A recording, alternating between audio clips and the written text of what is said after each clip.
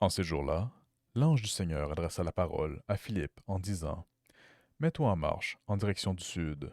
Prends la route qui descend de Jérusalem à Gaza. Elle est déserte. Et Philippe se mit en marche.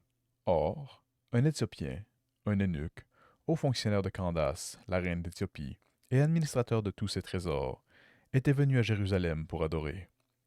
Il en revenait, assis sur son char, et lisait le prophète Isaïe. L'Esprit dit à Philippe: Approche et rejoins ce char. Philippe se mit à courir, et il entendit l'homme qui lisait le prophète Isaïe. Alors il lui demanda: Comprends-tu ce que tu lis? L'autre lui répondit: Et comment le pourrais-je, s'il n'y a personne pour me guider?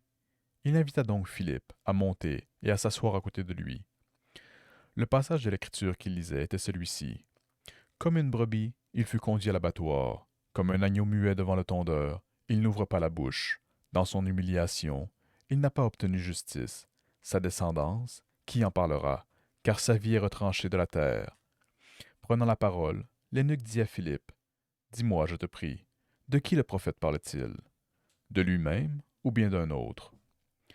Alors Philippe prit la parole, et, à partir de ce passage de l'Écriture, il lui annonça la bonne nouvelle de Jésus. Comme ils poursuivaient leur route, ils arrivèrent à un point d'eau, et l'eunuque dit: Voici de l'eau. Qu'est-ce qui empêche que je sois baptisé?